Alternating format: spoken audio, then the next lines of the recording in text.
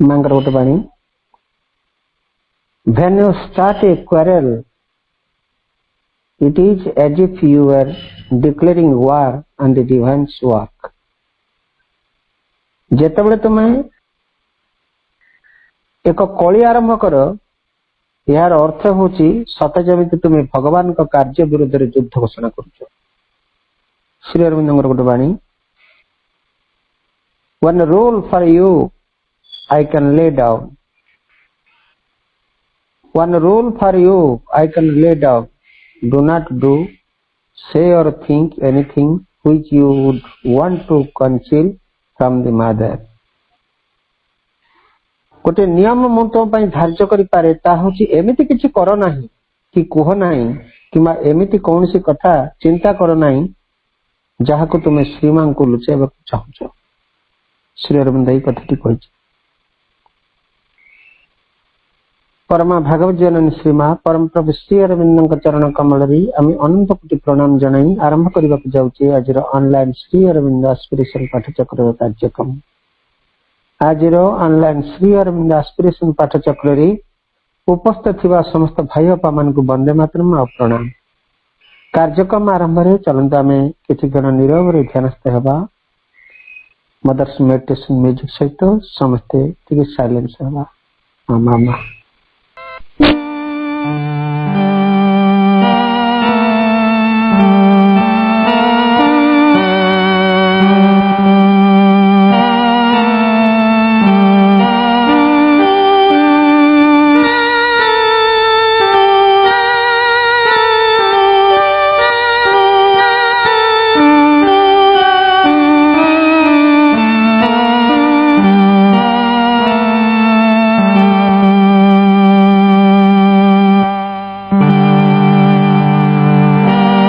नीरव किसी समय ध्यानस्थ थे मदर्स मेडिटेशन म्यूजिक सहित बर्तमान समय कार्यक्रम वंदनाट्य निवेदन करवा। आज कार्यक्रम वंदनाट्य निवेदन करने विद्याधर ब्यार्ज भाई को आम अनुरोध करवा। भाई आपण गोटे वंदना भक्ति नैवेद्य प्रभु मां चरण अरविंद अर्पण करंतु। परसन देले नदीय प्रभु हे अनुभव टीके दियो। परसन देले नदीय प्रभु हे अनुभव टीके दियो। से परम सुख अपूर्व पुलक हरिनिय सबु मोह सेही अनुभव दियो प्रभु सेही अनुभव दियो। परसन देले नदीय प्रभु हे अनुभव टीके दियो। जन्म देइछ करम देइछ जहा मोर लोड़ा सबु त देइछ। जन्म देइछ करम देइछ जहा मोर लोड़ा सबु त देइछ। तथापि काहीं की बार बार मोर झरी जाए आखि लुह। सत करी मोते कुह प्रभु ସତ କରି ମୋତେ କୁହ।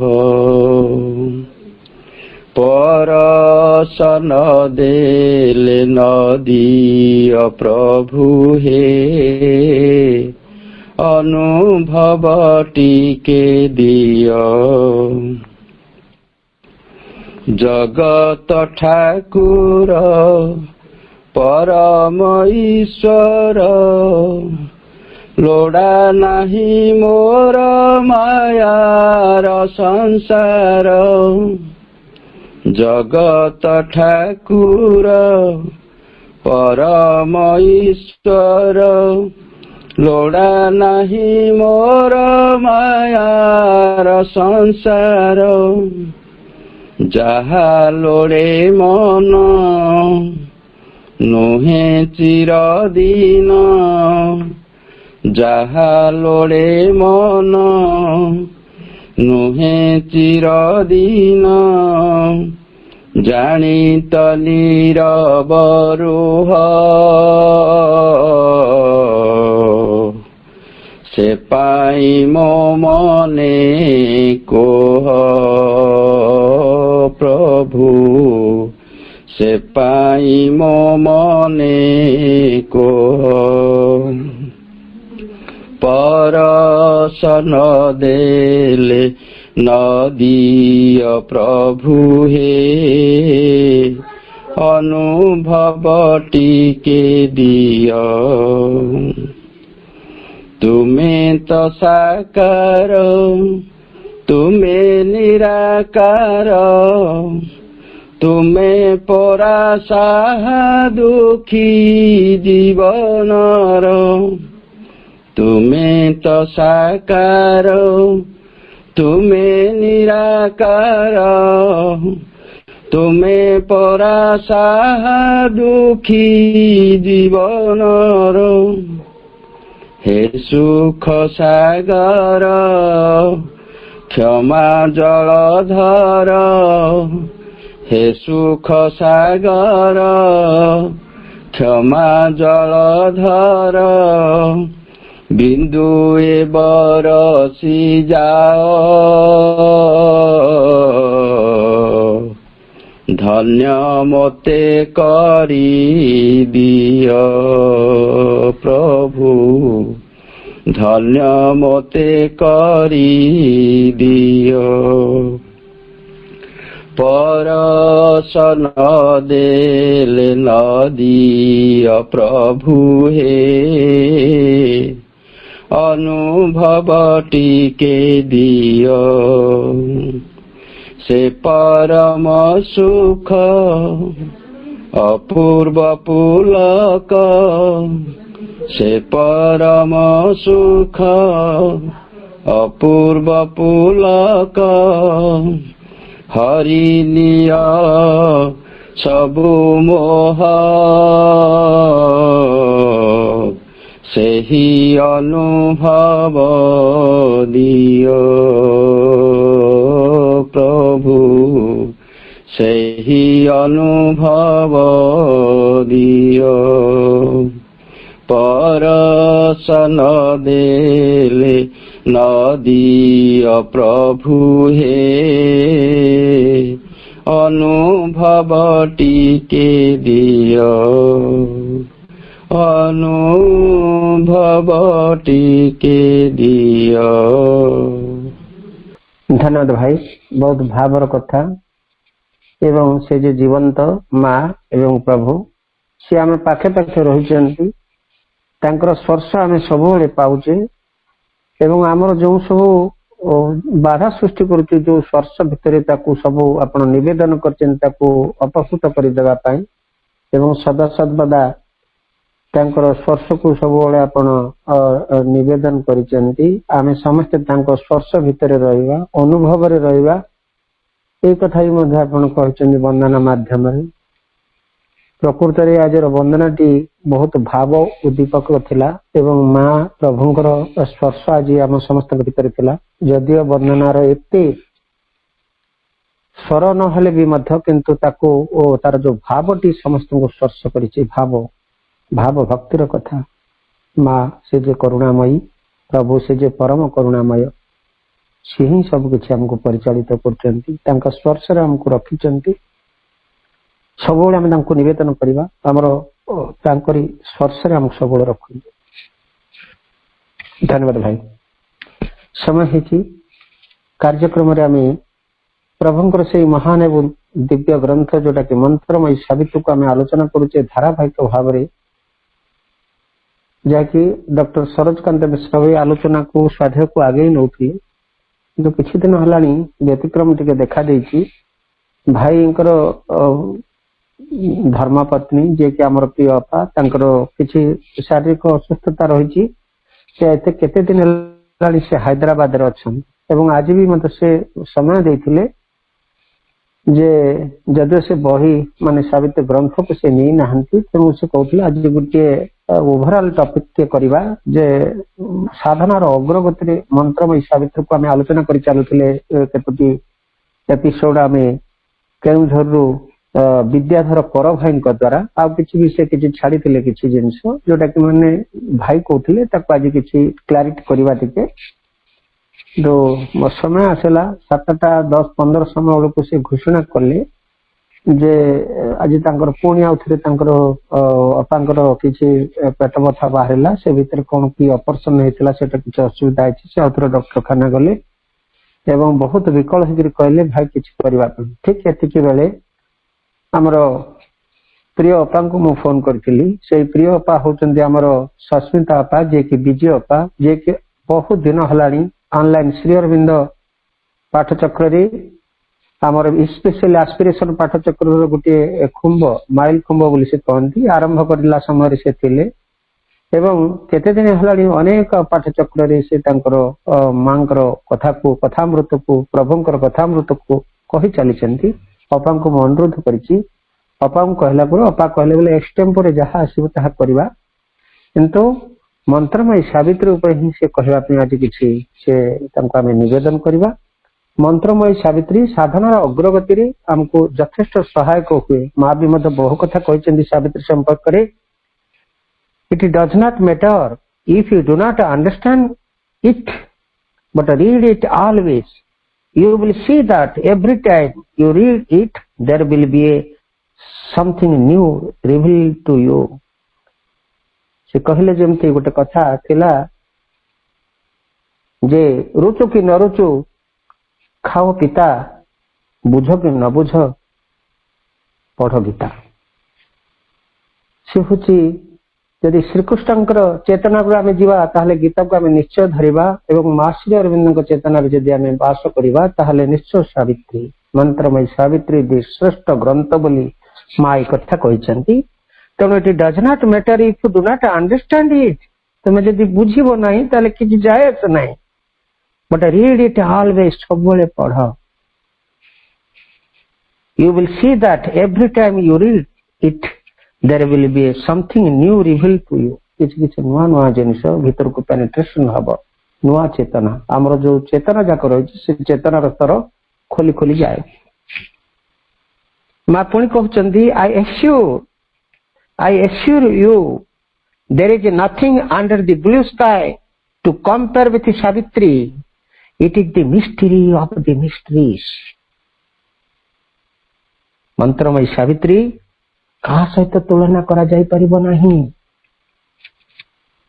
It is mystery of the mystery रहस्य भितर होची परम रहस्य हम जन्मर समस्त रहस्य कथा से सब किसी मंत्रमयी सावित्री भितर प्रभु श्री अरविंद रखी देइछन्ति आज आमे हमर प्रिय अपा विजय अपा को आम अनुरोध करवा सस्मिता अपा दामनजोड़ी कोरापुटरू अपा किसी आज जो विषयटी रही साधनार अग्रगति रे मंत्रमयी सावित्री यार उपरे किसी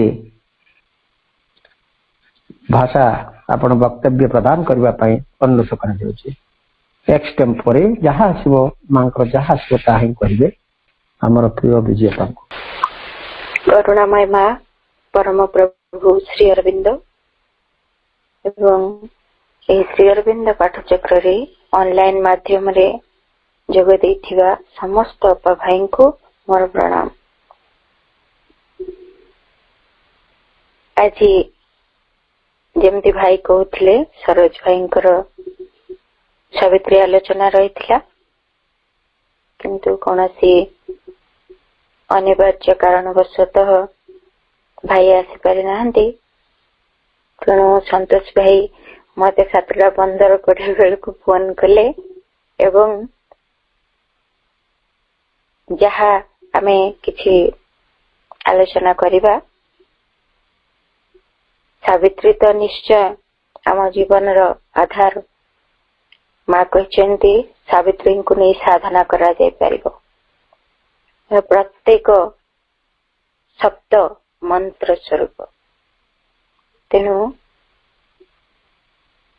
ସେଇ ସାବିତ୍ରୀରୁ ହିଁ କିଛି ଧାଡିକୁ ନେଇ ଆମେ ଆଜି ଆଲୋଚନା କରିବା। Savitri Book 3, The Book of the Divine Mother, Canto 4, The Vision and the Boon, page 337 କିଛି ଲାଇନ୍ସ ଆମେ ନେଇକି ଆଲୋଚନା କରିବା।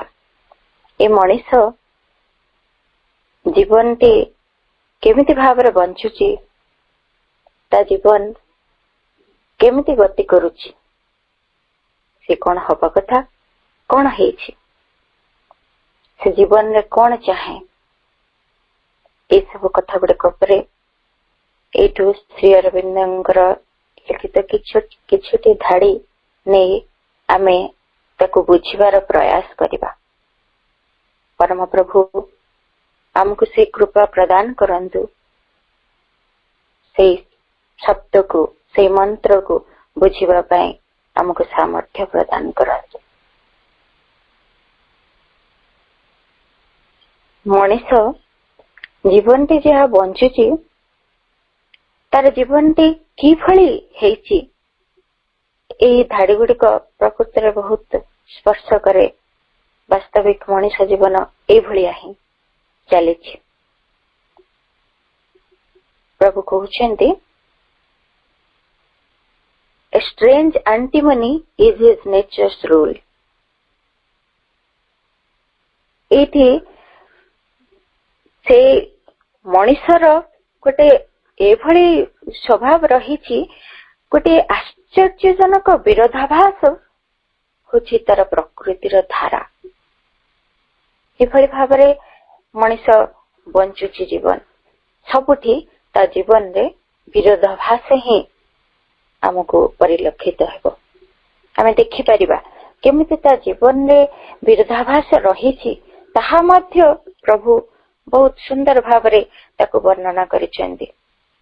ଏଇ କଥା ସେଇ ଯୋଉ ଦେବୀଙ୍କୁ ଦେଖିଲେ, ସେଇ ମହାଦେବୀ ଅଶ୍ୱପତିଙ୍କୁ କହୁଛନ୍ତି ମଣିଷ ଏଇଭଳି ଭାବରେ ଜୀବନ ବଞ୍ଚୁଛି କେମିତି। ସେ କହୁଛନ୍ତି A riddle of opposites is made his field. Freedom he asks but needs to live in bonds. ତାର ଜୀବନରେ ଏମିତି ସବୁ ବିରୋଧାଭାସ ରହିଛି, ବିପରୀତ ଜିନିଷ ଗୁଡିକ ତା ଜୀବନରେ ଏମିତି ଏକାଠି ହେଇଛନ୍ତି। ମଣିଷ ଜୀବନରେ ପୁରାପୁରି ସବୁ ବୈପରୀତ୍ୟ ଗୁଡିକ ତା ଜୀବନରେ ଭୀଷଣ ପ୍ରହେଳିକାମୟ କରିଛନ୍ତି ତା ଜୀବନକୁ, ଏବଂ ତା ଜୀବନରେ ଏଇଭଳି ବିପରୀତ ଜିନିଷର ପ୍ରହେଳିକା ଗୁଡିକ ତାର ଜୀବନର କ୍ଷେତ୍ର ପାଲଟି ଯାଇଛି। ଜୀବନରେ କେବଳ ଏଇ ପରସ୍ପର ବିରୋଧୀ ଜିନିଷ ଗୁଡିକ କେମିତି ଅଛି। Freedom he asks but needs to live in bonds. ସେ ସ୍ୱତନ୍ତ୍ରତା ଚାହୁଁଛି କିନ୍ତୁ ବନ୍ଧନର ପ୍ରୟୋଜନୀୟତା ଅନୁଭବ କରୁଛି। ସ୍ୱତନ୍ତ୍ରତା ସେ କେମିତି ଚାହୁଁଛି? ସେ ଚାହେଁ ମୁଁ ସ୍ୱାଧୀନ ଭାବରେ ଜୀବନ ବଞ୍ଚିବି, ମତେ କେହି ମୋ ସହିତ କେହି ହସ୍ତକ୍ଷେପ କରିବେ ନାହିଁ ମୋ ଜୀବନରେ, ମୁଁ ଯାହା ଚାହିଁବି ମୁଁ ତାହା କରିବି। ଏଭଳି ସେ ଗୋଟେ ସ୍ୱାତନ୍ତ୍ର୍ୟ ସବୁବେଳେ ଚାହେଁ, କିନ୍ତୁ ପୁଣି କଣ କରୁଛି, ସେ ତା ସହିତ ଯଦିଓ ସ୍ୱାତନ୍ତ୍ର୍ୟ ଚାହୁଁଛି ସବୁଠି, କିନ୍ତୁ needs to live in bonds, ସବୁବେଳେ ବନ୍ଧନର ପ୍ରୟୋଜନୀୟତା ଅନୁଭବ, ସବୁବେଳେ ଏମିତି ବନ୍ଧନ, ସମ୍ପର୍କର ବନ୍ଧନ ତା ତା ଜୀବନରେ ମଧ୍ୟ ବିଭିନ୍ନ କଥାର ବନ୍ଧନକୁ ସେ ତା ଜୀବନରେ ଧରି ରଖିଛି। ସେ ଚାହୁଁଛି ମୁଁ ସ୍ୱତନ୍ତ୍ର ହେଇକି ବଞ୍ଚିବି, ମୁଁ ପୁରାପୁରି ମୁକ୍ତ ଜୀବନ ଯାପନ କରିବି, କିନ୍ତୁ କେତେକ ବସ୍ତୁର ବନ୍ଧନରେ ପଡିଛି, କେତେକ ମନୁଷ୍ୟଙ୍କର ବନ୍ଧନରେ ପଡିଛି, କେତେକ ଏତେ ଆଦର, କେତେ ଆସକ୍ତି ସବୁକୁ ଜୀବନରେ ଏମିତି ସେ ଧରି ରଖିଛି, ତାରି ବନ୍ଧନ ଭିତରେ ସେ ନିରନ୍ତର ଘାଣ୍ଟି ହେଉଛି। କିନ୍ତୁ ସେ ଚାହୁଁଛି ଫ୍ରିଡମ, ମୁକ୍ତ ଜୀବନ ଯାପନ କରିବ। ଆମେ ଯେମିତି ମଣିଷ ମାନେ ବଞ୍ଚୁଛୁ, ଆମେ କହୁଛୁ ଆମେ ମୁକ୍ତ ଭାବରେ ବଞ୍ଚିବୁ, କିନ୍ତୁ ଏଣେ ଆମେ ସବୁ ଏମିତି ଜିନିଷ ଗୁଡିଏ ସହିତ ବାନ୍ଧି ହେଇକି ରହିଛୁ, କେତେ ଅଭ୍ୟାସ ସହିତ ବାନ୍ଧି ହେଇକି ରହିଛୁ, କେତେ ଆସକ୍ତି ସହିତ ବାନ୍ଧି ହେଇକି ରହିଛୁ, କେତେ ବ୍ୟକ୍ତିଙ୍କ ସହିତ ବାନ୍ଧି ହେଇକି ରହିଛୁ, କେତେ ବସ୍ତୁ ସକଳ ସହିତ ବାନ୍ଧି ହେଇକି ରହିଛୁ। ଏଇ ହଉଛି ଆମର ପରାଧୀନତା।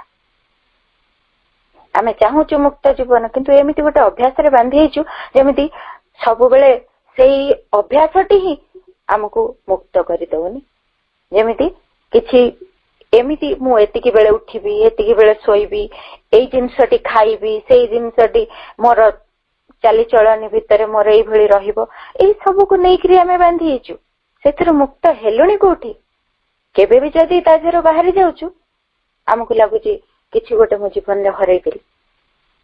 ସେମିତି ପରସ୍ପର ସହିତ ବନ୍ଧନ, ମନୁଷ୍ୟ ଭିତରେ ବି ବନ୍ଧନ ରହିଛି। ମୁଁ ତାକୁ ଛାଡିକି ବଞ୍ଚି ପାରିବିନି, ୟାକୁ ଛାଡିକି ରହିପାରିବିନି, ସେ ମୋର ଜୀବନ, ଇଏ ମୋର ସବୁଠାରୁ ପ୍ରିୟ। ଆମେ ଏଇଭଳି ବନ୍ଧନରେ ବାନ୍ଧିଛୁ। ଛୋଟ ଛୋଟ ପ୍ରତ୍ୟେକଟି ଜିନିଷ ଆମ ଜୀବନରେ ଯଦି ଲକ୍ଷ୍ୟ କରିବା, ଆମେ ଅନେକ ବନ୍ଧନ ଭିତରେ ବାନ୍ଧି ରହିବାକୁ ଭଲ ପାଉ। ଆମେ ଭଲ ପାଉ ସେମିତି ବନ୍ଧନରେ ବାନ୍ଧି ରହିବାକୁ। ମୁଁ ଏଇ ଖାଦ୍ୟଟି ଭଲ ପାଏ, ସେଇଠି ନହେଲେ ମତେ ରୁଚିବ ନାହିଁ। ଇଏ କଣ ବନ୍ଧନ ନୁହେଁ? କିନ୍ତୁ ମୁଁ ଚାହେଁ ଗୋଟେ ମୁକ୍ତ ଜୀବନ। ଏଇଭଳି ପରସ୍ପର ବିରୋଧୀ ଆମ ଜୀବନ। He has need of darkness to perceive some light. ସେ ଆଲୋକର ସ୍ପର୍ଶ ପାଇବା ପାଇଁ ଅନ୍ଧକାରର ଆବଶ୍ୟକତାକୁ ଅନୁଭବ କରୁଛି। ଯଦି ଅନ୍ଧକାର ସେ ନ ଦେଖୁଛି, ଆଲୋକର ସ୍ପର୍ଶକୁ ସେ ବୁଝିପାରିବନି। ଅର୍ଥାତ୍ ସେ ଯଦି ଆଲୋକରେ ସବୁବେଳେ ରହିବ, ସେ ଜାଣିପାରିବନି ସେ ଆଲୋକ କଣ। ଅନ୍ଧକାର ତାକୁ ଦରକାର ଆଲୋକର ଉପସ୍ଥିତିକୁ ତାକୁ ବୁଝେଇ ଦେବା ପାଇଁ। ସେଇ ଭିତରେ ମଣିଷ ବଞ୍ଚୁଛି। ଆହୁରି ଆଗକୁ ବୁଝିପାରିବା କେମିତି ପ୍ରଭୁ ଲେଖିଛନ୍ତି, କେମିତି ସବୁ ଅଲଗା ଅଲଗା, ତା ଭିତରେ ବୁଝିପାରିବା। କିଛି ଆଲୋକ ପାଇବାକୁ ହେଲେ ସେ ଅନ୍ଧକାର ଭିତରୁ ଯୋଉ ଆଲୋକଟି ଆସିବ ତାକୁ ସେ ଚାହିଁ ବସିଥାଏ। ଯେମିତି ବୁଝିପାରିବା, ସବୁଦିନ ସୂର୍ଯ୍ୟ ଉଦୟ ହଉଛନ୍ତି, ସେ ତାର ଗୁରୁତ୍ୱ ବୁଝେ ନା। କିନ୍ତୁ ଯେତେବେଳେ 4-5 ଦିନ ଝଡି ବର୍ଷା ଲାଗି ରହିବ, ବାଦଲ ଢାଙ୍କି ଦେଇଥିବ, ସୂର୍ଯ୍ୟ ଦେଖାଯାଉନଥିବେ, ତାପରେ ଯେତେବେଳେ ସୂର୍ଯ୍ୟ କିରଣ ଆସିବ, ସେ ଅନୁଭବ କରେ ସତରେ କିଛି ଆଲୋକ ମୁଁ ଆଜି ପାଇଲି। କିନ୍ତୁ ଅନନ୍ତ ଆଲୋକ ସେ ସବୁବେଳେ ପାଉଥିଲା, ସେ ତ ବୁଝେନି। ଅନ୍ଧକାର ଭିତରୁ ଟିକେ ଆଲୋକ ସେ ପାଇବାକୁ ଚେଷ୍ଟା କରେ। ଯଦି ଆଲୋକ ସେ ଚାହେଁ, ଅନ୍ଧକାର ଭିତରେ ଦେଇକି ଗଲେ ହିଁ ସେ ଆଲୋକ ପାଇପାରେ। ଅଜ୍ଞାନତାର ଅନ୍ଧକାର ତାକୁ ଦରକାର, ତେବେ ଯାଇ ସେ ଜ୍ଞାନର ଆଲୋକର ସ୍ପର୍ଶ ପାଇପାରିବ।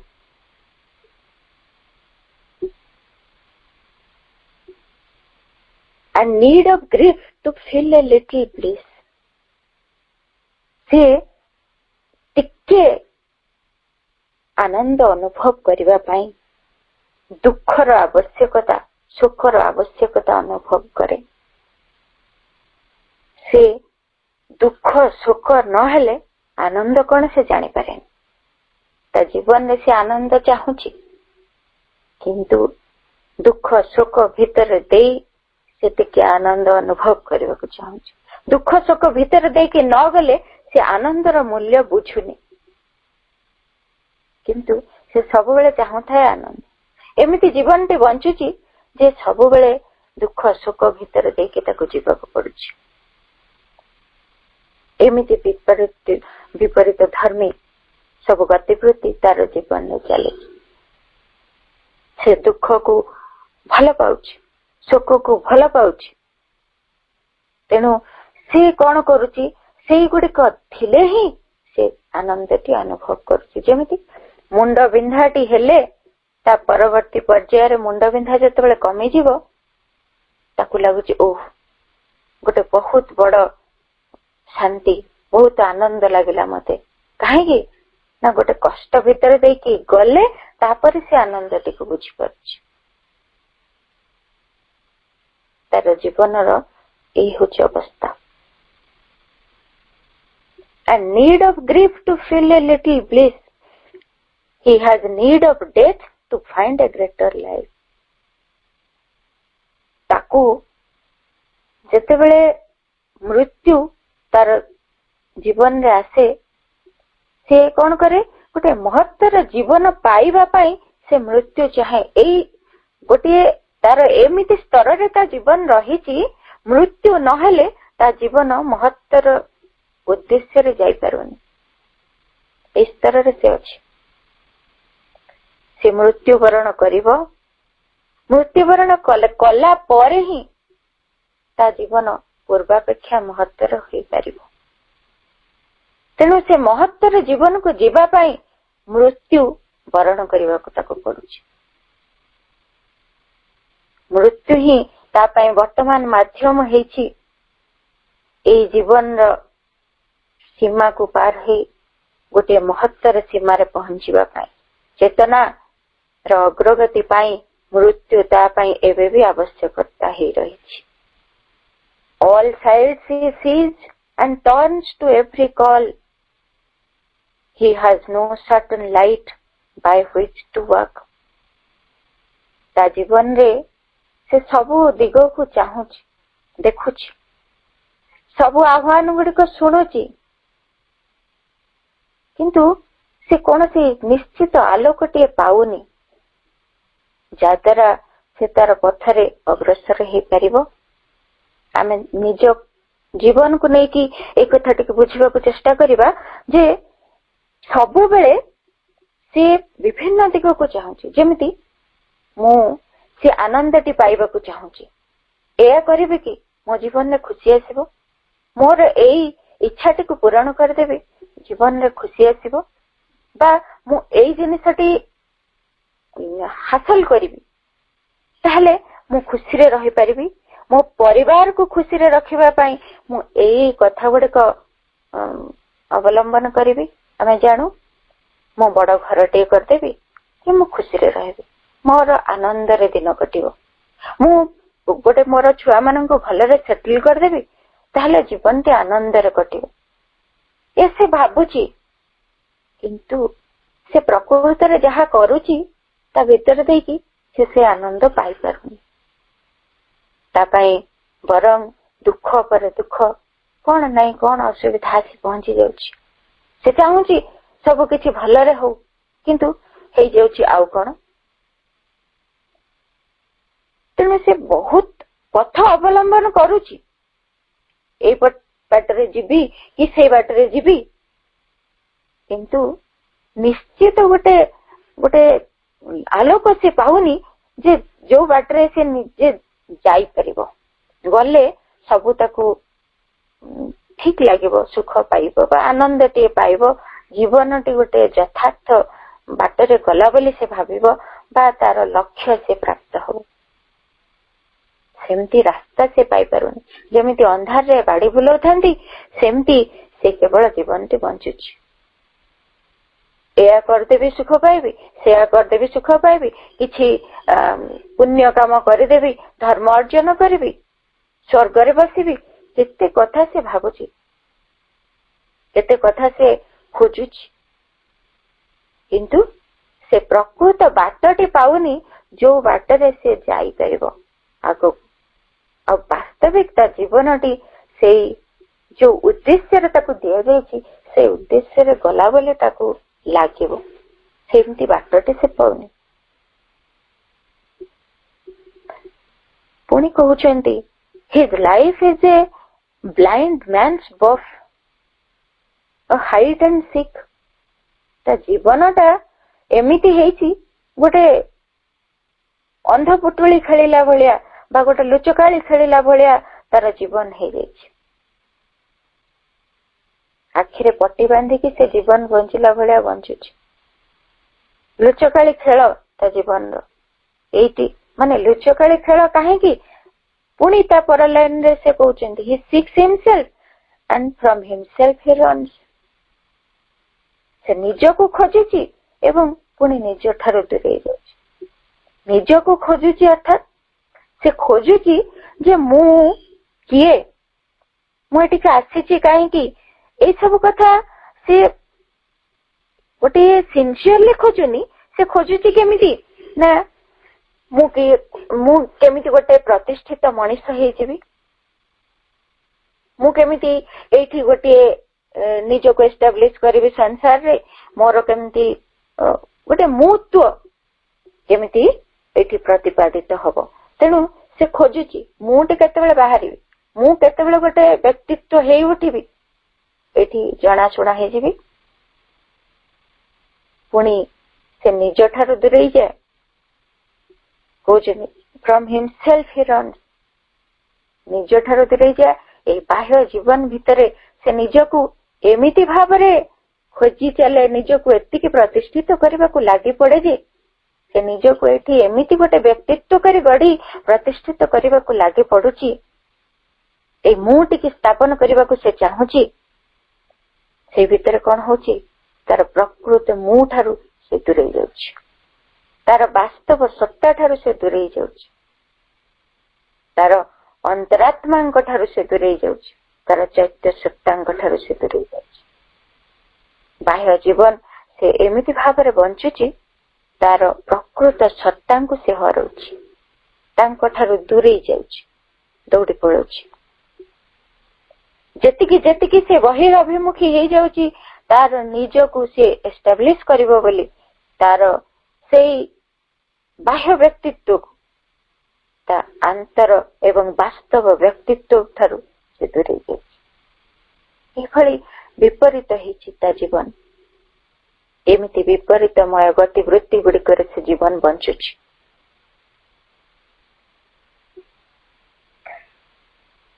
meeting himself he thinks it other than he।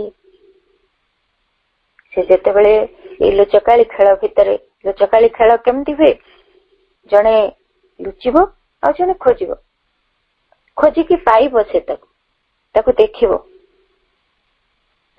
ଏମିତି ଯେତେବେଳେ ସମୟ ସମୟ ତା ଜୀବନରେ ସେ ତାର ପ୍ରକୃତ ସତ୍ତା, ତାର ବାସ୍ତବ ସତ୍ତା, ଯିଏକି ତାର ଚୈତ୍ୟ ସତ୍ତା, ସେତେବେଳେ ତାଙ୍କୁ ଯେତେବେଳେ ସ୍ପର୍ଶ ପାଏ, ବେଳେ ବେଳେ ସେ ତାଙ୍କ ଠାରୁ ସ୍ପର୍ଶ ପାଏ ଜୀବନରେ କଦବା କ୍ୱଚିତ, ସ୍ୱାଭାବିକ ଭାବରେ ସେ ତାଙ୍କର ସ୍ପର୍ଶ ପାଇଥାଏ। କୌଣସି ମୁହୂର୍ତ୍ତରେ ସେ ଯେତେବେଳେ ତାଙ୍କ ସହିତ ସ୍ପର୍ଶ ପାଏ, ଯେତେବେଳେ ତାଙ୍କୁ ସେ ଖୋଜି ପାଏ ବା ତାଙ୍କୁ ଦେଖେ, he thinks it other than he। ସେ ଭାବେ ଇଏ ହଉଛନ୍ତି ଅନ୍ୟ କେହି, ଇଏ ମୁଁ ନୁହେଁ। ସେ ଏଇଭଳି ଭାବରେ ଜୀବନ ବଞ୍ଚୁଛି। ସେ ମୁଁ ନୁହେଁ, ତାକୁ ଲାଗୁଛି ଯେ ଇଏ ମୋ ଛଡା ଆଉ ଜଣେ, ତାଙ୍କ ସହିତ ଏକ ହେଇପାରେନି, ସେ ମିଶି ପାରେନି, ଏକାତ୍ମତା ଆଣିପାରେନି। ଯଦି ବି ତା ବାସ୍ତବ ସତ୍ତାଙ୍କୁ ସେ କେତେବେଳେ ତା ଜୀବନରେ ଭେଟୁଛି, ସମୟ ସମୟ ତାଙ୍କ ସ୍ପର୍ଶ ପାଉଛି, ତଥାପି ସେ ତାଙ୍କ ସହିତ ଏକାତ୍ମ ହେଇପାରୁନି, ଯୋଡି ହେଇକି ନିରନ୍ତର ରହିପାରୁନି ତାଙ୍କ ସହିତ, ତାଙ୍କ ଠାରୁ ପୁଣି ବିଚ୍ଛିନ୍ନ ହେଇଯାଉଛି। ତେଣୁ ସେ ଭାବୁଛି ଯେହେତୁ ଏକାତ୍ମତା ଆସୁନି, ତାଙ୍କ ସହିତ ଏକ ହେଇପାରୁନି, ସେ କହୁଛି ମୁଁ ହଉଛି ଜଣେ, ଇଏ ହଉଛନ୍ତି ଆଉ ଜଣେ, ମୋ ବ୍ୟତୀତ ଇଏ ହଉଛନ୍ତି ଆଉ ଜଣେ। ତାଙ୍କୁ ସିଏ ନିଜେ ବୋଲି ଚିହ୍ନି ପାରେ ନା, ସିଏ ଅଲଗା, ଇଏ ଅଲଗା। ତା ଜୀବନରେ ଏମିତି ପରସ୍ପର ବିଚ୍ଛିନ୍ନ ହେଇକି ରହିଥାନ୍ତି। ଏଇଭଳି ଅବସ୍ଥା ତାର ମଣିଷର। ପୁଣି always he builds but finds no constant ground. Always he journeys but nowhere arrives. ମଣିଷ ସେ କଣ କରେ, ସେ ସତତ ଗଢି ଚାଲେ କିନ୍ତୁ ଗୋଟେ ସ୍ଥିର ଭିତ୍ତି ବା ମୂଳ ଦୁଆଟେ ସେ ପାଏନି। ଜୀବନ ସେ ବଞ୍ଚୁଛି କିନ୍ତୁ ସେ ଜୀବନଟିକୁ ବଞ୍ଚି ଚାଲିଛି, ତା ଭିତରେ ସେ ଗୋଟେ ସ୍ଥିର ଭିତ୍ତି ଆଜି ଯାଏଁ ଖୋଜି ପାଉନି। କାହାକୁ ବେଶ କରିକି ସେ ଜୀବନ ବଞ୍ଚିବ ତାହା ସେ ପାଉନି। ସେ କେବଳ ଏମିତି ବଞ୍ଚି ଚାଲିଛି, ଏଇଟା ଦରକାର ହେଲା, ଏଇଟା କରିଦେଲା, ସେଇଟା ପାଇଁ ଆସକ୍ତି ବଢି ଚାଲିଲା, ସେଥିରେ ସେ ଲାଗିଗଲା, ଏଇଟା ଭଲ ଲାଗିଲା, ଏଇଆ କଲା, ଏମିତି ଜୀବନରେ ତାକୁ ଇଚ୍ଛା ହେଲା, ଏମିତି ବଞ୍ଚିଲା, ଏଇଆ ଦରକାର ଆଣିଲା ହେରି। ଏଭଳି କୌଣସି ଗୋଟେ ସ୍ଥିର ଭିତ୍ତିକୁ ନେଇକି ସେ ଜୀବନ ବଞ୍ଚିଲା ନାହିଁ, ପାଉନି ସେ କଥା। ସେ ଯାତ୍ରା କରି ଚାଲିଛି କିନ୍ତୁ ତାର ଲକ୍ଷ୍ୟ ବା ଗନ୍ତବ୍ୟ ସ୍ଥଳରେ ସେ ଯାଇ ପହଞ୍ଚି ପାରୁନି। ଯାତ୍ରା କରୁଛି, ସେ ନିରନ୍ତର ଜୀବନ ବଞ୍ଚି ଚାଲିଛି, ଦିନ ପରେ ଦିନ ସେ ବଞ୍ଚୁଛି, ତାର ଆବଶ୍ୟକତା ଗୁଡିକ ସେ ପୂରଣ କରିବାକୁ ଲାଗି ପଡିଛି, ତାର ଖୁସି ପାଇବା ପାଇଁ ସେ ଅନେକ ଶ୍ରମ କରୁଛି, ଜୀବନରେ ଟିକେ ସୁଖ ପାଇବାକୁ, ଟିକେ ଆନନ୍ଦ ପାଇବାକୁ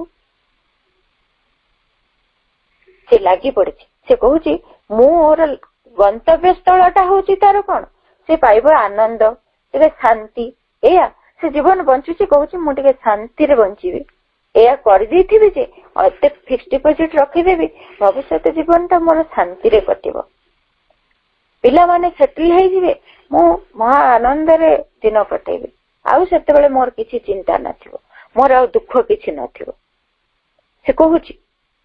କିନ୍ତୁ ସେଇ ଯୋଉ ଲକ୍ଷ୍ୟ ତାର ଆନନ୍ଦ ଶାନ୍ତି, ସେଇ ଦିଗରେ ସେ ପହଞ୍ଚି ପାରୁନି। ସେ ଚାହୁଁଛି ମୁଁ ଏତେ ବର୍ଷ ବଞ୍ଚିବି, ମୁଁ ମରିବାକୁ ଚାହୁଁନି, କୌଣସି ମଣିଷ ମରିବାକୁ ଚାହୁଁନି। ସେ ଚାହୁଁଛି ଯେ ମୁଁ ଏମିତି ଅନେକ କାଳ ବଞ୍ଚିଥାନ୍ତି। ନହେଲେ ଆମେ ମାନେ ମଣିଷ ଯୋଉମାନେ କଣ କରୁଛୁ, ଆମେ ଏମିତି ଭାବରେ ଜୀବନ ବଞ୍ଚୁଛୁ ଯେମିତି ଆମେ ଚିରକାଳ ଥିବୁ ଏଠି। ଆମେ ଚାହୁଁଛୁ ଅମରତ୍ୱ କିନ୍ତୁ ମରୁଛୁ। ଅମରତ୍ୱ ପାଇଁ ଆମେ ସେ ବ୍ୟବସ୍ଥା କିଛି କରୁନୁ, ଚାହୁଁନୁ, ଯୋଉ ଜିନିଷଟି ଚାହୁଁଛୁ ସେଇ ଦିଗରେ ଆମେ ଯାଉନୁ। ସେଥିପାଇଁ ଆମ ଯାତ୍ରା ଚାଲିଛି, ଅର୍ଥାତ୍ ଜୀବନଟି ଚାଲିଛି, ଦିନ ପରେ ଦିନ କାଟୁଛୁ, ଆମ ଜୀବନ ଆମେ ବଞ୍ଚୁଛୁ କିନ୍ତୁ ଆମ ଲକ୍ଷ୍ୟ ସ୍ଥଳରେ ଆମେ ପହଞ୍ଚି ପାରିବୁ ନାହିଁ। ଏମିତି ଭାବରେ ଆମେ ଜୀବନ ବଞ୍ଚୁଛୁ। ଆମର ଲକ୍ଷ୍ୟ ଯୋଉଠି ରହିଲା ସେଇ ଦିଗରେ ସିନା ଜୀବନ ବଞ୍ଚିଲେ ବଞ୍ଚିପାରିବା, ଲକ୍ଷ୍ୟରେ ପହଞ୍ଚି ପାରିବା, କିନ୍ତୁ ଆମେ ଜୀବନଟି ବଞ୍ଚି ଚାଲିଛୁ ସିନା ଲକ୍ଷ୍ୟ ଦିଗରେ ଯିବା ପାଇଁ କୌଣସି ପ୍ରୟାସ କରୁନାହୁଁ। ଯାହା ଫଳରେ କଣ ହଉଛି, ଆମେ ଲକ୍ଷ୍ୟରେ ପହଞ୍ଚି ହିଁ ପାରୁନୁ। ନା ଆମେ କେବେ ଶାନ୍ତି ପାଉଛୁ, ନା ଆନନ୍ଦ ପାଉଛୁ, ଯାହା ପାଉଛୁ କ୍ଷଣିକ ସୁଖ। ହଁ, ମୋ ପିଲାମାନେ ଭଲରେ ରହିଲେ ମୁଁ ଶାନ୍ତିରେ ରହିବି କହୁଛୁ, କିନ୍ତୁ ପିଲାଟି ଭଲରେ ରହିଲା କୋଉ ଦିନ, ଦିନଟେ ଆମକୁ ଖୁସି ଲାଗିଲା, ହୋ ସିଏ ଚାକିରି କରିଗଲା, ଭଲରେ ବାହା ହେଇକି ସେଟଲ ହେଲା, ତାପରେ ଆମେ ଟିକେ ଆଶ୍ୱସ୍ତ ଅନୁଭବ କଲୁ, କିନ୍ତୁ ପରବର୍ତ୍ତୀ ପର୍ଯ୍ୟାୟରେ କିଛି ଗୋଟେ ଦୁଃଖ ଆସିଗଲା, ସେ ଶାନ୍ତି କୁଆଡେ ଚାଲିଗଲା, ସେ ଆନନ୍ଦ କୁଆଡେ ଚାଲିଗଲା। ଏମିତି ଆମର ଜୀବନ। ଆମେ ଚାହୁଁଛୁ ଆନନ୍ଦ କିନ୍ତୁ ଯୋଉ ବାଟରେ ଯାଉଛୁ ପାଉଛୁ କଷ୍ଟ। ଏମିତି ବିପରୀତ ଜିନିଷ ଆମ ଜୀବନରେ ଘଟୁଛି। ତେଣୁ ଯାତ୍ରା କରି ଚାଲିଛି କିନ୍ତୁ କୌଣସି ଗନ୍ତବ୍ୟ ସ୍ଥଳରେ ସେ ପହଞ୍ଚି ପାରୁନାହିଁ, ଲକ୍ଷ୍ୟରେ ସେ ପହଞ୍ଚି ପାରୁନାହିଁ। He would guide the world, himself he cannot guide.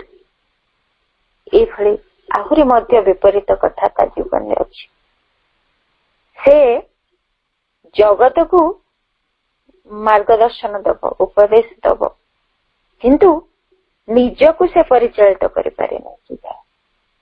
ଆମେ କଣ କରୁ, ସମସ୍ତଙ୍କୁ ବହୁତ କଥା ଆମେ ବୁଝେଇଥାଉ, ଏମିତି କରିବା କଥା, ଜୀବନରେ କଣ ଏଗୁଡାକ ସୁଖ ଆମେ କହୁ, ଏଗୁଡାକର କଣ ସୁଖ ଅଛି, ଏଗୁଡିକ ସବୁ କ୍ଷଣିକ, ଏ ସବୁ ମାୟା ଆମେ କହୁ। ସମସ୍ତଙ୍କୁ କହିବା ପାଇଁ କହୁ, ସମସ୍ତଙ୍କୁ ଆମେ ବାଟ ଦେଖେଇ ଦଉ, ଏମିତି କର ନା ସେମିତି କର, ଏଇ ରାସ୍ତାରେ ଯାଅ ନା ସେ ରାସ୍ତାରେ ଯାଅ, ଏଇଟା ଭଲ ନୁହେଁ, ଭଗବାନଙ୍କ ଦିଗରେ ଯାଅ, ଏମିତି ସବୁ ଆମେ କହୁ। କିନ୍ତୁ ନିଜକୁ କଣ ସେ ଦିଗରେ ପରିଚାଳିତ କରିପାରିଲୁଣି? କେବେ ନୁହେଁ। ଆମେ ପିଲାଟିକୁ ବି ଶିଖଉଛୁ ମିଛ କହନା, କିନ୍ତୁ କହୁଛୁ ଆମେ ନିଜେ ମିଛ କହୁଛୁ। ଆମେ ଆମର ପ୍ରିୟ ପରିଜନଙ୍କୁ ଶିଖେଇଥାଉ ଯେ ସବୁବେଳେ ଭଗବାନଙ୍କ ପ୍ରତି କୃତଜ୍ଞ ହବା, ଭଗବାନଙ୍କ ପାଖରେ ସମର୍ପଣ କରିବା ନିଜକୁ। କିନ୍ତୁ ଆମେ ନିଜେ କୃତଜ୍ଞ ହବା ଶିଖିଲୁଣି କି? ଆମେ ନିଜକୁ ସମର୍ପଣ କରିବା ଆରମ୍ଭ କଲୁଣି କି? ଆମେ ତାହା କରିପାରିନୁ ଆଜି ପର୍ଯ୍ୟନ୍ତ। ଏଇ ହଉଛି ବିଡମ୍ବନା ମଣିଷ ଜୀବନ। ସେ ସମସ୍ତଙ୍କୁ ବାଟ ଦେଖେଇ ଦବ, ନିଜେ କିନ୍ତୁ ନିଜକୁ ଚଳେଇ ପାରିବନି, ପରିଚାଳିତ କରିପାରିବନି। ଏଇ ଦୁରବସ୍ଥା। He would save his soul, his life he cannot save. ସେ ତାର ଆତ୍ମାଙ୍କୁ ରକ୍ଷା କରିପାରେ, କିନ୍ତୁ ତା ନିଜ ଜୀବନକୁ ସେ ରକ୍ଷା କରିପାରେନି। ଇଏ କେମିତି କଥା?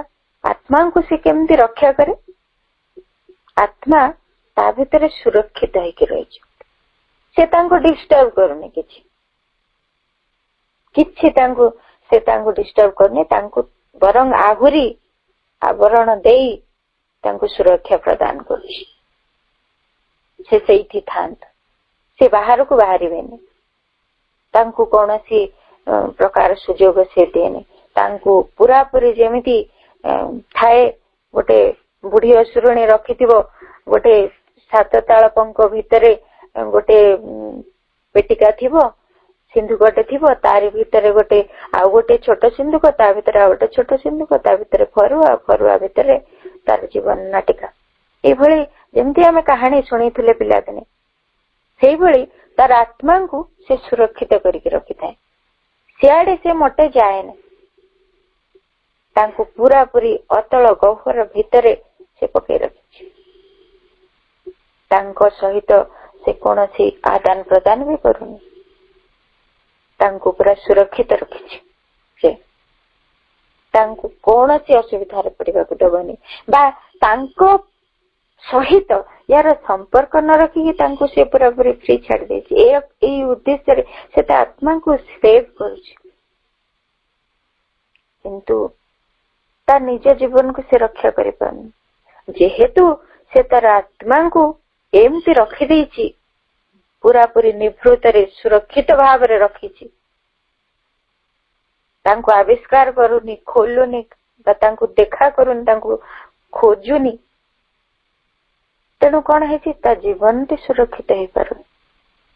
ତାଙ୍କ ସହିତ ଯେତେବେଳେ ଯାଏ ତାର ଏକାତ୍ମତା ନ ହଉଛି, ମିଳନ ନ ହଉଛି, ତା ଜୀବନଟି ଠିକ ମାର୍ଗ ନିର୍ଦ୍ଦେଶ ପାଉନାହିଁ, ତା ଜୀବନରେ ଯଥାର୍ଥ ବାଟ ବି ସେ ପାଉନି, ଏବଂ ତା ଜୀବନଟି ଲକ୍ଷ୍ୟରେ ପହଞ୍ଚି ବି ପାରିବ ନାହିଁ। ତେଣୁ ତା ଜୀବନଟି କଣ, କେମିତି ରକ୍ଷା ହବ? ସେ ତାଙ୍କ ସହିତ ସମ୍ପର୍କିତ ହେଲେ ସିଏ ହଉଛନ୍ତି ଆନନ୍ଦର ଉତ୍ସ, ସିଏ ହଉଛନ୍ତି ଶାନ୍ତିର ଉତ୍ସ, ସିଏ ହଉଛନ୍ତି ଅମର। ତାଙ୍କ ସହିତ ଯଦି ସେ ସମ୍ପର୍କିତ ହବ, ତାଙ୍କ ସହିତ ଯଦି ସେ ଯୋଡି ହେଇ ରହିବ, ତାଙ୍କ ସହିତ ନିରନ୍ତର ସେ ଯଦି ଏକାତ୍ମ ହେଇ ରହିବ, ତାହେଲେ କଣ ହବ? ତା ପାଇଁ ସେଇ ଅମରତ୍ୱ, ସେଇ ଶାନ୍ତି, ସେଇ ଆନନ୍ଦ ସବୁ ପହଞ୍ଚିଯିବ, ତା ସହିତ ତା ଭିତରକୁ ପ୍ରବାହିତ ହବ। ସେତେବେଳେ ସେ ଲକ୍ଷ୍ୟରେ ପହଞ୍ଚିବ, ସେତେବେଳେ ତା ଜୀବନ ସାର୍ଥକ ହବ। ସେତିକ ନହେଲା ପର୍ଯ୍ୟନ୍ତ ତା ଜୀବନଟା ସେ ନିଜେ ରକ୍ଷା କରିପାରୁନି, ତା ଜୀବନ ପୁରାପୁରି ବିପର୍ଯ୍ୟସ୍ତ ହେଇଯାଉଛି, ତା ଜୀବନ ପୁରାପୁରି ବ୍ୟର୍ଥ ହେଇଯାଉଛି, ତା ଜୀବନକୁ ସେ ରକ୍ଷା କରିପାରୁନି, ଆତ୍ମାଙ୍କୁ ସାଇତି ଦେଇଛି। এইভাবে ତା ଜୀବନରେ ବିପରୀତ କଥା ସବୁ ଘଟୁଛି। The light his soul has brought, his mind has lost. ପୁଣି ବିପରୀତ କଥା କଣ, ମାନେ ତାର ଜୀବନରେ ସିଏ ଯେତେବେଳେ କିଛି ଆତ୍ମାଙ୍କ ଠାରୁ ଆଲୋକ ଟିକେ ପାଉଛି, ହଠାତ୍ କେବେ କେବେ ଯୋଉ ସେ ଆତ୍ମାଙ୍କ ସହିତ ସମ୍ପର୍କିତ ହେଇଯାଉଛି ତା ଅଜାଣତରେ, ସେତେବେଳେ ସେ ଆତ୍ମାଙ୍କର ଟିକେ ଆଲୋକ, ତାଙ୍କର ଜ୍ଞାନ, ତାଙ୍କର ଜ୍ୟୋତି ଯେତେବେଳେ ସେ ଟିକେ ଅନୁଭବ କରୁଛି, ଯୋଉ ଜ୍ଞାନାଲୋକ ସେ ଟିକେ ପାଉଛି, ତାର ମନ ଦ୍ୱାରା ସେ ତାକୁ ହରେଇ ଦଉଛି। ତାର ମନ ହିଁ ସେଇ ଆଲୋକ ଉପରେ ପର୍ଦ୍ଦା ଢାଙ୍କି ଦଉଛି। ଯୋଉ ଦିବ୍ୟ ଜ୍ଞାନ ଟିକକ ତାକୁ ସ୍ପର୍ଶରେ ମିଳୁଛି, ଯେତିକି ସେ ଦେଖିପାରୁଛି ସେ ଆଲୋକକୁ, ତାର ମନର ବୁଦ୍ଧି, ତାର ମନର ବିଚାର ସେ କଣ କରୁଛି, ଆତ୍ମାଙ୍କର ସେଇ ଜ୍ଞାନାଲୋକ ଉପରେ ପରଦା ଢାଙ୍କି ଦଉଛି। ତେଣୁ ମନ ଦ୍ୱାରା ସେ ଆଲୋକକୁ ହରେଇ ଦଉଛି। ଏଇଭଳି ବିପରୀତ କଥା ତା ଜୀବନରେ ଘଟୁଛି। ଟିକେ ଆତ୍ମାଙ୍କ ଠାରୁ ପାଇଲେ ମଧ୍ୟ ହରେଇ ଦେଲାଣି ମନକୁ ନେଇକିରି। କେମିତି ହରଉଛି? ଯଦି ଗୋଟିଏ କୌଣସି ସମସ୍ୟାରେ ଅଛି କି କୌଣସି ପରିସ୍ଥିତିରେ ସେ ପଡିଛି, ସେ ତାର ସମାଧାନ ପାଇବାକୁ ଚାହୁଁଛି, ଏଇ ବ୍ୟାକୁଳତା ଭିତରେ କେବେ ସେ ଯଦି ଆତ୍ମାଙ୍କ ସହିତ ସମ୍ପର୍କିତ ହେଇଯାଉଛି କିଛି କ୍ଷଣ ପାଇଁ ମଧ୍ୟ, ସେତେବେଳେ ଆତ୍ମାଙ୍କ ଠାରୁ ଗୋଟିଏ ପ୍ରେରଣା, ଗୋଟିଏ ଦିବ୍ୟ ଜ୍ଞାନର, ଗୋଟିଏ ପ୍ରଜ୍ଞାର ଗୋଟିଏ ଜ୍ୟୋତି ତା ପାଖକୁ ଆସେ। ବିଦ୍ୟୁତ ଝଲକ ଭଳି ଗୋଟିଏ ପ୍ରେରଣା ତାକୁ ମିଳେ। ସେଇଟିକୁ ଯଦି ସେ ଦେଖନ୍ତା, ସେଇଟିକୁ ଯଦି ସେ ଅନୁସରଣ କରନ୍ତା, ତାହେଲେ କଣ ହୁଅନ୍ତା? ତା ଜୀବନରେ ସେ ଯଥାର୍ଥ ମାର୍ଗ ନିର୍ଦ୍ଦେଶ ପାଆନ୍ତା। ସେଇ ରାସ୍ତାଟିକୁ ସେ ପାଇଯାଆନ୍ତା, ସେଇ ସମାଧାନଟିକୁ ସେ ପାଇଯାଆନ୍ତା, ଯାହା ଫଳରେ ତା ଜୀବନଟି ସୁନ୍ଦର ହେଇଯାଆନ୍ତା, ଦିବ୍ୟ ହେଇଯାଆନ୍ତା ଏବଂ ଗୋଟେ ଯଥାର୍ଥ ସମାଧାନ ସେ ପାଇପାରନ୍ତା। କିନ୍ତୁ ସେ କଣ କରେ? ତା ବୁଦ୍ଧି ଖର୍ଚ୍ଚ କରେ, ତା ମନର ବୁଦ୍ଧି, ତାର ବିଚାର ଶକ୍ତି ସେଇ ସମୟରେ ସେଇଠି ଇଣ୍ଟରଫିୟର କରେ। ସେ ଆସି ସେଇଠି ହସ୍ତକ୍ଷେପ କରେ, ସେଠି ସବୁ ଗୋଳମାଳିଆ ସୃଷ୍ଟି କରିଦିଏ। ତା ବୁଦ୍ଧି ଗୋଟିଏ ଯୋଉ ରାସ୍ତା ଦେଖେଇ ଦିଏ, ସେଇ ବାଟରେ ସେ ଚାଲି ପଡେ ଏବଂ ଏଇ ଆତ୍ମାଙ୍କର ଏ ଆଲୋକକୁ, ସେଇ ବୁଦ୍ଧିର ଯୋଉ କ୍ଷୀଣ ପ୍ରଭାବ, ତା ଦ୍ୱାରା ସେ ଗୋଟିଏ ଆବୃତ କରିଦିଏ, ତାକୁ ଗୋଟିଏ ଆବରଣ ଢାଙ୍କି ଦିଏ ତା ଉପରେ। ତେଣୁ କଣ ହୁଏ? ସେ ଆତ୍ମାଙ୍କର ଆଲୋକକୁ ସେ ହରେଇ ବସେ। ଏଇ ମନକୁ ନେଇ ସେ ତାକୁ ହରେଇ ବି ଦିଏ। ସେ ଦିବ୍ୟତାକୁ ସେ ଧରି ପାରେ ନା। All he has learned is soon again in doubt. ଯାହା ସିଏ ପାଇଥିଲା, ଯାହା ସିଏ ତାର ଆଲୋକ ଆତ୍ମାଙ୍କ ଠାରୁ ପାଇଥିଲା, ଯାହା କିଛି ସେ ଶିକ୍ଷା କରିଥିଲା, ତାହା ଶୀଘ୍ର ପୁଣି ସନ୍ଦେହରେ ପରିଣତ ହେଇଯାଏ। କିଛି ଆତ୍ମାଙ୍କର ଆସିଲା ଯୋଉ ପ୍ରେରଣା, ଧରାଯାଉ ସେ ଗୋଟେ ସମସ୍ୟାର ସମାଧାନ ପାଇଲା ଆତ୍ମାଙ୍କ ଠାରୁ, ଯେ ଏଇ କଥାଟି ଭଗବାନଙ୍କ ନିକଟରେ ସମର୍ପଣ କରିଦିଅ, ପୁରାପୁରି ନିଜକୁ ଦେଇଦିଅ, ସମସ୍ୟାଟିକୁ ଦେଇଦିଅ। ଏଇଭଳି ଗୋଟେ ପ୍ରେରଣା ତାକୁ ମିଳିଥାଏ ଆତ୍ମାଙ୍କ ଠାରୁ, ତାର ଚୈତ୍ୟ ସତ୍ତାଙ୍କ ଠାରୁ। କିନ୍ତୁ ସେ କଣ କରେ? ମନ ବୁଦ୍ଧି ଦ୍ୱାରା, ହଁ ଭଗବାନଙ୍କୁ ଦେଇଦେଲେ କଣ ସବୁ ସମାଧାନ ହେଇଯିବ? ବା ସେ ଏମିତି ବୁଦ୍ଧି ମଧ୍ୟ ତାର ଚାତୁରୀରେ ଏଭଳି ବି କରେ, ମୁଁ ତ ଭଗବାନଙ୍କୁ ଜଣେଇ ଦେଇଛି, ତା ବୋଲି କଣ ମୁଁ ଆଉ କିଛି କରିବିନି କି? ଏଇଭଳି କହି ସେ ପୁଣି ତାର କାର୍ଯ୍ୟକଳାପ ଆରମ୍ଭ କରିଦିଏ। ତେଣୁ ଯାହା ସେ ସେଠୁ ଟିକେ ପାଇଥିଲା, ଟିକେ ଶିଖିଥିଲା, ଟିକେ ଜାଣି ଆସୁଥିଲା, ସବୁ କିଛି ପୁଣି ସନ୍ଦେହରେ ପରିଣତ ହେଲା। ଭଗବାନଙ୍କୁ ଜଣେଇ ଦେଇଛି ଯେ କରିବେ ତ, ଭଗବାନ ମୋ କାର୍ଯ୍ୟଟି କରିବେ ତ, ନା ମୁଁ ସିନା ଜଣେଇଦେଲି, ସେ ମୋ ପ୍ରେୟରଟା ଶୁଣିଥିବେ ତ, ଏଇଭଳି ଗୋଟେ ସନ୍ଦେହ ସବୁଥିରେ।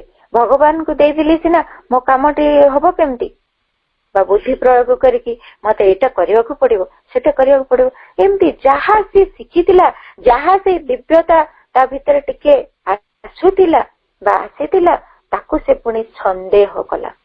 ଅର୍ଥାତ୍ ତା ଭିତରେ ସନ୍ଦେହ ଭରିଗଲା। ସେଇ ମନ ବୁଦ୍ଧିକୁ ନେଇକରି ଅନେକ ପ୍ରଶ୍ନବାଚୀ ଅନେକ ସନ୍ଦେହ ପୁଣି ଥରେ ତାକୁ ଆତ୍ମାଙ୍କ ଠାରୁ ଦୂରେଇ ଦେଲା। କାରଣ ଏସବୁ ବିପରୀତ ଜିନିଷ ସେଇ ଚୈତ୍ୟଙ୍କ ସହିତ ସମ୍ପର୍କ ସ୍ଥାପନ କରିବା ପାଇଁ ଏ ସନ୍ଦେହ ଏସବୁ ଗୁଡିକ ବିପରୀତ ଜିନିଷ। ବୁଦ୍ଧି ଏସବୁ ଆଣିକି ରଖିଦେଲା। ନିଜେ ଚାଲାକ ନିଜେ ଚାତୁର ଏହା ଦେଖେଇବା ପାଇଁ ତା ଭିତରେ ସନ୍ଦେହର ରୂପ ଗଠନ ହେଲା। ଯାହା ଦ୍ୱାରା କଣ ହେଲା, ସେ ଆତ୍ମାଙ୍କ ଠାରୁ ଦୂରେଇ ଗଲା, ତାଙ୍କର ଜ୍ଞାନ ଠାରୁ ଦୂରେଇ ଗଲା। କେବଳ ରହିଲା ତା ପାଖରେ ସନ୍ଦେହ। ସେ ଦିବ୍ୟ ଜ୍ଞାନ ହଜିଗଲା। A son to him seems the shadow of his thoughts. Then all is shadow again and nothing true. ସେଇ ସୂର୍ଯ୍ୟ ଅନ୍ତର ସୂର୍ଯ୍ୟଙ୍କୁ ଯେତେବେଳେ ଅନ୍ତର ସୂର୍ଯ୍ୟଙ୍କର ସେଇ ଅନ୍ତରାତ୍ମାଙ୍କର କିଛିଟି ମାର୍ଗ ନିର୍ଦ୍ଦେଶ କିଛି ପ୍ରେରଣା ସେ ଅନୁଭବ କରେ, ସେଇ ଜ୍ୟୋତି ଯାହା ସେ ଦେଖେ ଜ୍ଞାନର ଜ୍ୟୋତି, ତାକୁ ସେ କଣ ଭାବେ ନା ମୋ ଚିନ୍ତାର ଇଏ ହଉଛି ଛାୟା। ଅର୍ଥାତ୍ ସେ ଭାବେ ଯେ ମୋର ଚିନ୍ତା ହିଁ ଏଇଟା, ବା ସେ ତାଙ୍କରି ଠାରୁ ଯାହା ପ୍ରେରଣା ପାଏ ତାକୁ ସେ ଭାବେ ଏ ବି ମୋର ଗୋଟେ ଚିନ୍ତା, ଇଏ ମୋ ବୁଦ୍ଧିର ଗୋଟେ କାର୍ଯ୍ୟକଳାପ। ଏମିତି ସେ ଭାବେ, ଚିହ୍ନି ପାରେନି, ବୁଝିପାରେନି। ପୁଣି କଣ କରେ ନା ଯାହା ସେ ସବୁ କିଛିକୁ ପୁଣି ଥରେ ଯେତେବେଳେ ଥାଏନି ଆତ୍ମାଙ୍କ ସଂସ୍ପର୍ଶରେ ସେ ଆସି ନଥାଏ, ସେତେବେଳେ ତାକୁ ଲାଗେ ଯେ ଯେମିତିକି ଏଇ ଆତ୍ମାଙ୍କର ପ୍ରେରଣା ହଉଛି ମୋ ବୁଦ୍ଧିର ଗୋଟେ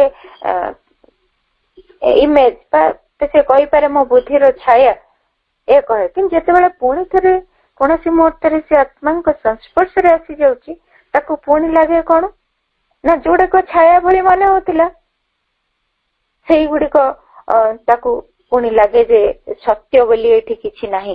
ଏଇଗୁଡିକ ମାନେ ତାକୁ ଲାଗୁଥିଲା ତାର ବୁଦ୍ଧି ହିଁ ସବୁଠୁ ସତ। ସବୁ ଯେତେବେଳେ ଅନ୍ତରାତ୍ମାଙ୍କ ସହିତ ସେ ସମ୍ପର୍କିତ ହେଇକି ନଥାଏ, ତାକୁ ଲାଗେ ମୋ ବୁଦ୍ଧିଟା ହିଁ ଏଠି ଟ୍ରୁଥ। ତାର ମନକୁ ନେଇକି ସେ ପରିଚାଳିତ ହୁଏ। କିନ୍ତୁ ଯେତେବେଳେ କୌଣସି ସମୟରେ ପୁଣି ଅନ୍ତରାତ୍ମାଙ୍କ ସ୍ପର୍ଶ ଲାଭ କରେ, ସେ ଦେଖେ ଯେ ଯାହାକୁ ଇଚ୍ଛା ମୁଁ କରୁଥିଲି ସବୁ ହଉଛି ଛାୟା, ଏଗୁଡାକ ସତ ନୁହେଁ। ଯେତେବେଳେ ସ୍ପର୍ଶ ପାଏ ତାକୁ ଲାଗେନି ଏଗୁଡାକ ସତ, ପୁଣି ଯେତେବେଳେ ସ୍ପର୍ଶ ନଥାଏ ତାକୁ ଲାଗେ ଏ ବୁଦ୍ଧି ହିଁ ସବୁ କିଛି ସତ, ଯାହା ଆସୁଛି ତାକୁ ନେଇକି ହିଁ ସବୁ କରିବାକୁ ପଡିବ। ଏଇଭଳି ବିପରୀତ ଜିନିଷ ଗୁଡିଏ ତା ଜୀବନରେ ଥାଏ। Unknowing what he does or whither he tends, he fabricates signs of the real in ignorance. He has hitched his mortal error to truth star. ସେ କଣ କରୁଛି ଜାଣିପାରେନି, କିମ୍ବା ତାର ଜୀବନର ଲକ୍ଷ୍ୟ କଣ ତାହା ବି ସେ ଜାଣିପାରେନି, ଏବଂ ଅଜ୍ଞାନତାର ବଶବର୍ତ୍ତୀ ହେଇକି ସେ କଣ କରେ, ସେଇ ଯୋଉ ପରମ ସତ୍ୟ କୁ ଗୋଟେ ତାର ବୁଦ୍ଧିରେ ସେ ଗୋଟେ ମିଥ୍ୟା ଚିତ୍ରଣ ଗୋଟିଏ ତାର କରେ। ସେ କହୁଛନ୍ତି unknowing what he does or whither he tends, he fabricates signs of the real, capital R ଅଛି real, ସେ ପରମ ବାସ୍ତବଙ୍କୁ ସେ ଗୋଟେ ତାର ଅଜ୍ଞାନତା ଭିତରେ ଗୋଟେ ରୂପ ଦିଏ। ତା ନିଜର ବୁଦ୍ଧି ଅନୁଯାୟୀ, ତା ନିଜର ସୀମା ଅନୁଯାୟୀ, ନିଜର ଜ୍ଞାନର ପରିସୀମା ଭିତରେ ସେ ସେଇ ପରମ ବାସ୍ତବଙ୍କୁ ତାର ଗୋଟିଏ ରୂପ ସେ ଦିଏ। ଏଭଳି ଭାବରେ ସେ ତାଙ୍କୁ ଚିତ୍ରିତ କରେ। He has hitched his mortal error to truth star. ତାର ନିଜ ଭୁଲ ଭ୍ରାନ୍ତି ଗୁଡିକ ଦ୍ୱାରା ଏଇ ମୋର୍ଟାଲ ଏରର୍ସ, ତାର ଏଇ ମାନୁଷୀ ଯୋଉ ଭୁଲ ଭ୍ରାନ୍ତି ଗୁଡିକ ଦ୍ୱାରା ସେ କଣ କରୁଛି, ସେ ଏଇ ଯୋଉ ପରମ ସତ୍ୟ କ୍ୟାପିଟାଲ ଟି ଅଛି, ପରମ ସତ୍ୟଙ୍କର से आगे गोटे प्रतिबंधक सृष्टि करे। से जीवन रे एमिति गुड़े भूल करे, से परम सत्य आगे एमती गुड़े विपरीत जिनिस गुड़े भितर पशि से भूल गुड़िक करी से परम सत्य को सब समय प्रतिरोध करे, तांकरी आगरे प्रतिबंधक सृष्टि करे। तेणु ता जीवन में एमिति जो विपरीत धर्मी जिनिस गुड़िक से धरी रखी, जीवनटी ताकू विपर्यस्तमय हैला भली लागुछि। ता जीवन प्रकृत रे लक्ष्य अभिमुखी हो पारुनी। जीवन में से शांति, आनंद, अमरत्व एपर्यंत पाई पार। से तार मन को लेकी जीवन बंचुछि, मन को लेकी से भगवान को से देखुछि, तारी बुद्धिर परिसीमा भितर तारी अनुଯାयी से तांकु चित्रित करुछि। जहा फल कौन होछि, से परम वास्तव को कार्य रे, से परम कार्य रे से प्रतिबंधक होछि। से निजे जहा चाहूची से रास्ता रे निजे बाधा है छिड़ा होछि। तेणु गोटे जिनिस एथुर आमे बुझिबा प्रभुଙ୍କ कथारू जे आमे ए विषय प्रति सचेतन हवा जे आम जीवन रे एमिति विपरीत धर्मी कार्यकलाप सब चलुछि एवं आमे आमर यथार्थ वास्तव सत्तांक सहित मिलित हो पारु नाही। तेणु ए भली सब विपरीत धर्मी जिनिस गुड़िक घटुछि एवं आम जीवन बहुत लक्ष्यहीन भाव दिन को दिन अतिक्रांत हबार लगे। तेणु प्रथम चेष्टा आमर से अंतरसत्ता को आविष्कार करबा, तांको सहित मिलित हवा एवं यथार्थ मार्ग निर्देश नहीं लक्ष्य दिगरे अग्रसर हवा। समस्त को अशेष धन्यवाद। मां निकट रे हृदय अजस्र कृतज्ञता। वंदे मातरम। धन्यवाद आपा। इतने सुंदर भाव आम जो जीवन टी बंचुचे, आमर जो मानुषी जीवन टी केते विपरीत धर्मी भावना को नहीं बंचुची एवं सी को भली भाव निज को लुचेई से परमात्मा ठारू दूरे जाई एवं से गोटे बाह्य मन चेतन रे बास करुची एवं से निजे भी किसी बुझी पारुनी, किंतु अन्य मानकु सब से उपदेश दे चली। आपे न बुझी पारी पर को बुझाए दिवारात्रि बोलू थाए से 52 भूत प्राय। यही भाया घड़ी सदृश से निजे जदिव बुझे नहीं, अन्य को किंतु से बुझे बुझे बुझे चली। तार जीवन जो भितर जो रही जो 7 समुद्र तले से पंक पंक भितर सिंधुक सिंधुक भितर फरुआ फरुआ भितर आउर कौन भितर से जो परमात्मा अछंती ता सहित सी जानी ताकू सेव करके रखी, किंतु ता सहित से संश्लिष्ट होनी, तार सहित से संपर्क रखुनी। तेणु करी से कौन होची ना ताकू ता सहित चेतना रे से न रहिबा जोगु तार आलुओ से पाउनी, तार शक्ति पाउनी, जा फल कि से कौन होची ना पुनरपि जन्मम पुनरपि मरणम पुनरपि जननी जठरे शयनम। बारंबार ताकू जीवन नबाकू पड़ुची एवं से गोटे बाह्य जीवन भितर उबुटुबु होची सावित्री। से कथा आमर गत चैप्टर रे आमर आलोचना होतला, आमर जो चली the kingdom of the little life. तेणु सावित्री आज जो आलोचना पंक्ति गुड़िक अपा कले प्रकृत रे ताहा आमर जीवन धारण पाई बा साधनार अग्रगति रे एही सब जहा सब बाधा प्रतिघात गुड़िक रही आमको जीवन बंचिबारे ता बहुत निश्चित रूपे गोटे दिग्दर्शन देला। जदियो एक्सटेम्प थिला आलोचना तथापि अपा को बहुत बहुत धन्यवाद। आज सावित्री जो माँ कहते जे सावित्री से कथा कहते माँ कहते जे Savitri has an extra power. Savitri has an extra power. It gives our vibrations for him who can receive them. The true vibrations of each stage of consciousness. It is incomparable. It is truth in its plenitude. The truth